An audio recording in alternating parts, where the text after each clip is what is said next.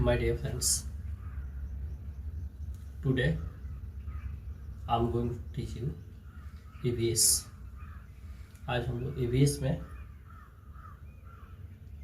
Acid रैन यानी अम्लीय वर्षा के बारे में पढ़ेंगे। देखते हैं, जब वायुमंडल में NO2, NO3, SO2 की मात्रा बढ़ जाती है तो वर्षा के समय इन गैसों से मिलने पर वर्षा के जो जल होता है उसके pH का मान 5.6 से कम हो जाता है। यानी जब ये सभी गैसें NO2, NO3 और SO2 जब ज़्यादा मात्रा में हो जाती है तो इनके मिश्रण से जो गैस होता है वो मिश्रित होता है वायुमंडल में हमारे। अब बारिश जब होती है तो वर्षा के जल में जब ये मिश्रित होता है तो उस जल का pH मान 5.6 से कम हो जाता है और पानी में अम्ल की मात्रा बढ़ जाती है और इसी बारिश को अम्लीय वर्षा कहते हैं। You understand? You better understand. तो अम्लीय वर्षा में जैसे मान लीजिए कि NO2 हो या NO3 हो, जब H2O से मिलता है तो HNO3 बनाता है, इस तरह होता है। और SO2 जो सल्फ्यूरिक अम्ल भी होता है तो वो भी H2O के साथ सल्फ्यूरिक अम्ल बनाता है। तो सल्फर के साथ क्या होता है, sulphur dioxide SO2 plus H2O के मिश्रण से H2SO4 सल्फ्यूरिक अम्ल बना देता है। तो ये एसिडिक वाटर हो जाता है जो हमारे पृथ्वी पर वर्षा के रूप में गिरती है, इसलिए इसे एसिड रैन यानी अम्लीय वर्षा के नाम से जानते हैं। क्लियर? आगे देखते हैं फूड चेन, खाद्य श्रृंखला। खाद्य श्रृंखला क्या है? ये हम लोग खाद्य श्रृंखला को मिडिल स्कूल से लेकर पूरा हम लोग ऊपर के क्लासों में पढ़ते जाते हैं। तो ये हमारा विशेष फोकस आपके हाई स्कूल के क्लास के ऊपर चल रहा है, हाई स्कूल +2 के लिए। तो इसमें क्या होता है कि फूड चेन में भोजन की ऐसी प्रक्रिया जिसमें भोजन उत्पादक से उपभोक्ता तक क्रमबद्ध तरीके से चलता है और अंत में अवघटित होकर पुनः मिट्टी में मिल जाता है।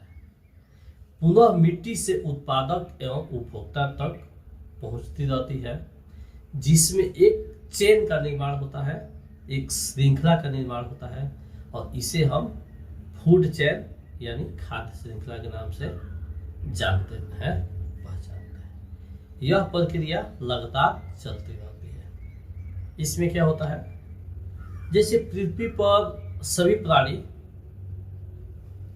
अपने भोजन के लिए एक दूसरे पर डिपेंड रहते हैं, खाते हैं, पीते हैं और अपना जीवन यापन करते हैं। इसमें क्या होता है, जैसे मान लीजिए उत्पादक में जो हरे पेड़ पौधे हो गए, प्लांट्स हो गए या घास हो गया। तो एक एग्जाम्पल हम देख लेते हैं कि कोई घास है, उसको कोई टिड्डा खा रहा है, जिससे उसका भरण पोषण हो रहा है। टिड्डा को कोई मेढक खा लिया तो मेढक का पेट भर गया, मेढक को कोई सांप खा लिया और सांप को कोई मोर खा लिया।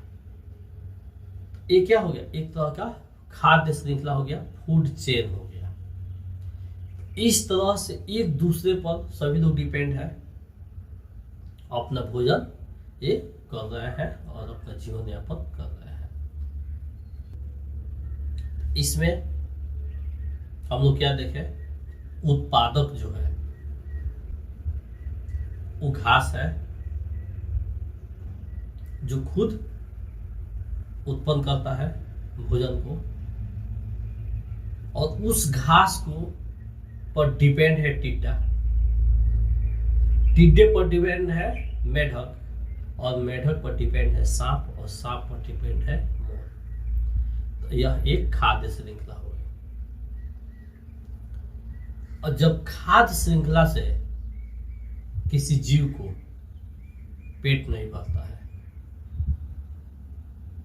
तो क्या होगा, वह जीव दूसरी तरफ जाएगा, और दूसरी तरफ नहीं जाता है तो वह इस दुनिया से मर जाएगा, विलुप्त हो जाएगा।